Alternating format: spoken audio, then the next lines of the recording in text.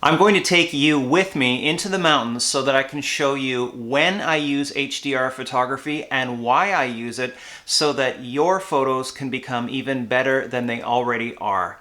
Hi, my name is Tim Shields. I'm a landscape photographer, and in this tutorial I'm going to show you exactly how I use HDR photography and why I use it. Now let me just set the background. I was in the mountains and it was before the sun had risen in the morning when I start this video.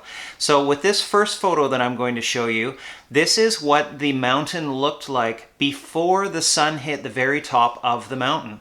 And in this case, there is low dynamic range. Now, what is dynamic range? And this is a really important concept to grasp, and it all relates to HDR photography. Having a scene of high dynamic range means that there are some super bright areas of the photo and some very dark areas of the photo. And in fact, the brights are so bright and the darks are so dark that your camera is not really capable of capturing all the brights and all the darks. So there's a workaround, and it's called HDR photography.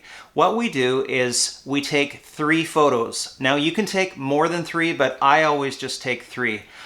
Of the 3 photos, one of them is going to be too dark, one of them is going to be too bright, and there will be one right in the middle.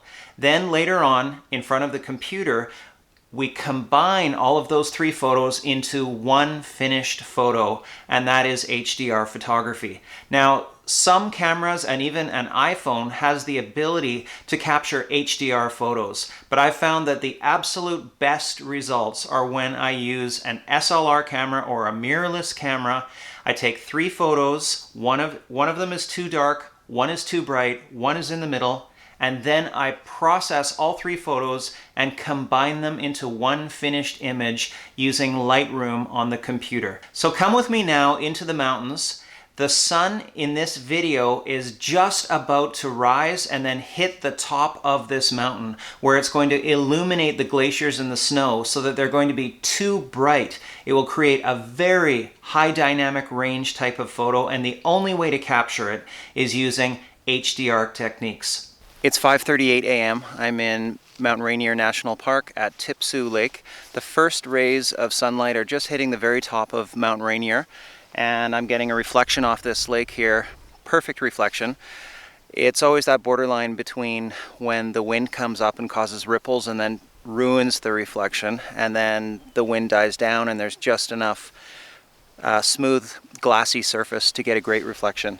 Lots of mosquitoes here, but the mountain right now is just absolutely perfect. So I am shooting bracketed images, one at -2 EV, one at 0, and one at +2 EV.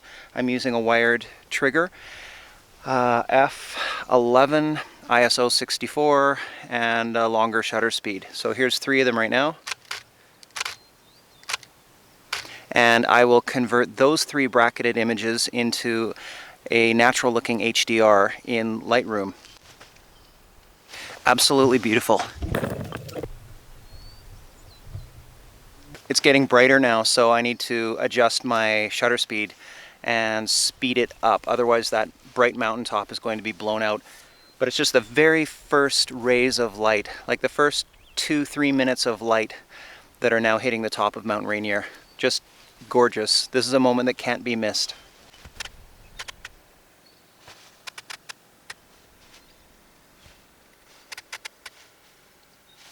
The number one thing that I've learned after making about 1,000 mistakes is always, always, always check the histogram after you take a shot when the lighting has changed. You don't want to have those blown out highlights.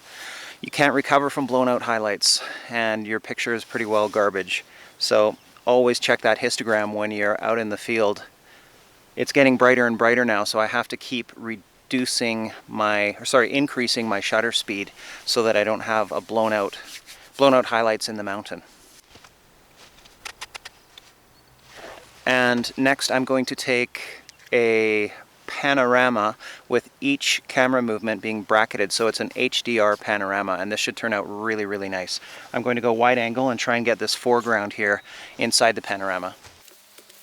And to do panorama, I always put the camera up into portrait mode because you can capture more depth, more height for the photo. And for this panorama, everything is locked down. I'm in manual, so manual shutter speed, manual aperture, manual ISO, and of course I've done manual focus. I don't want the camera making any changes to any of the settings as I move through the panorama. And I'm going to shoot this panorama using live view with about a 25% overlap on each shot.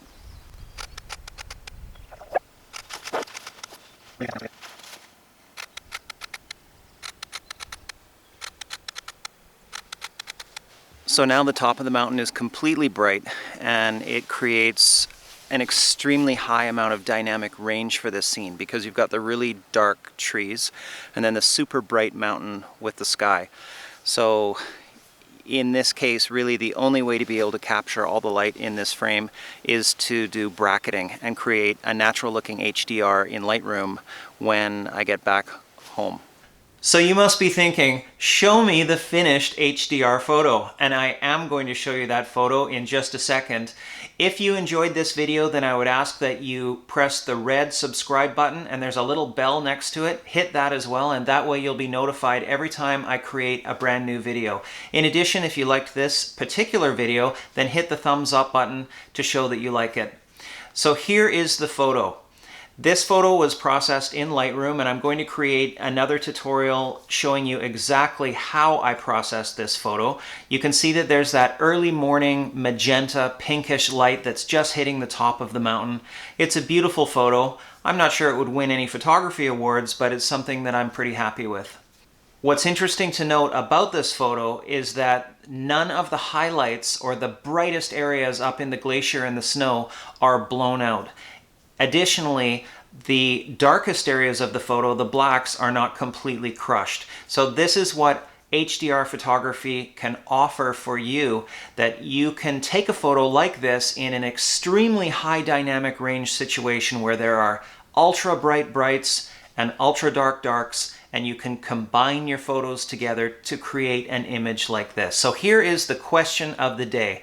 Do you use HDR photography? If you do, I'd like to know, what program do you use to process your images, and how many photos do you take in order to take your bracketing? Is this something you use, or is it something that you don't like to use? Please leave a comment below, and I'll see you in the next video. Bye-bye.